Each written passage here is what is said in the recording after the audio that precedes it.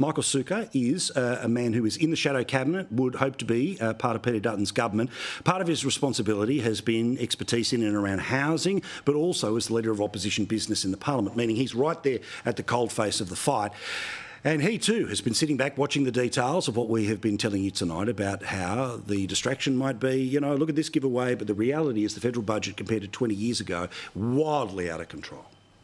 Well, Paul, it's a pretty stark set of numbers, and I think it highlights what most Australians instinctively know, and that is that if government brings in more money, they'll find new and inventive ways of spending it. I mean, this government over 3 years has increased spending by nearly $400 billion. Meanwhile, they've been receiving windfall gains from industries they tried to close down, like iron ore, like coal exports. So if the money flows into the government, I think Australians have worked out that those governments will work out ways of spending that money, and particularly Labor governments have been hopeless at it. This will be the fourth budget from this Albanese government. We've seen its spending massively increase year on year. We saw our inflation remaining higher for longer, partly, according to most economists, partly because of that elevated spending from this government. And subsequently, 3 years after the election of the Albanese government, I'd say, Paul, the vast majority of your viewers and the vast majority of Australians, hand on heart, will say that they're poorer today than they were 3 years ago. Well, and demonstrably so. I mean, take your pick, right? If you're trying to pay off a house, it's tens of thousands of dollars more that you've had to pay under this mob because of interest rates going up as high as they did for as long as they did. If you're putting petrol in the car, 50 cents of every dollar that goes in goes off to the government. If you like to drink a bottle of Bundy rum every now and then, 63% of that bottle is taxed now. Now, the government tries to turn around and said, oh, we deserve a gold star because we're going to give you $25 a month back off your power bills. But of course, the power bill has already demonstrably gone up. But there's this little game that's being played, and it's one for people like you and me and everyone watching who's paying attention here, which is that, yes, they pay the power company $25 a month to bring that number down, but that then feeds into inflation, which they say has down by, you know, half a point as a result. So put simply, the only reason they're able to keep inflation at a level that the Reserve Bank wouldn't keep putting up interest rates is because they're using taxpayers' money to try to handbrake just how fast this car's going down the hill. Yeah, look, these handouts are an admission of failure. I mean, this government came to office on a lie, saying that they would reduce people's power prices by $275. Most Australians will, on average, have seen a $1,000 increase, so they're way out on that. And now their policy seems to be, we'll take $10 out of one pocket and we'll give you $5 to put in the other pocket, because that's essentially what's happening.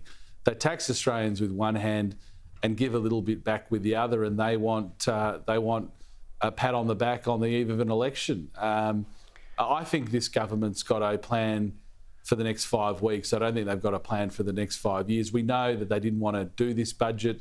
They didn't want to hand this budget down, so they've been forced into this position, presumably because the budget, I think, will highlight, again, the points you're making, Paul, but also the reflection from most Australians that taking all the politics out of it, after 3 years of the Albanese government, they are worse off. And it doesn't matter what sort of spin you throw on it. People know if they're worse off. They know if they've gone backwards. And sadly, they know if they're poorer. And that's the case here. And no amount of so-called giveaways from this government, I think, is going to hide that fact that Australians know is the case. Now, last one here, and it's a very big issue that we could do an hour on, so forgive me running into a couple of minutes, but it is housing. It's an area you've had focus and expertise in for a long time. There are people at this election who are willing to vote for parties they've never voted before if they think it's a way of opening the door towards their kids or grandkids being able to buy a house. By the time we get to an election, will there be a very clear, absolute offering from the Liberal Party as to how you will help the next generation get into a home? Absolutely, Paul. I can tell you right now that if you're a younger Australian or even not so young Australian who wants to have a realistic prospect of owning a home one day, on election day you will inevitably vote for the coalition. We are going to, not only what we've announced to date with allowing people to access a portion of their super to help them bridge that deposit hurdle, bringing forward 500,000 new homes through funding the critical infrastructure that gets housing projects going, banning foreign residents and temporary residents from buying established property, reducing migration. On top of all of that, I can assure you, Paul, we will have a significant housing package that will be so stark that anyone who falls in the category you described will inevitably vote for the coalition, because in essence, in the marrow of our bones, Paul, we want young Australians to have that realistic prospect of owning a home, just like their parents and grandparents had.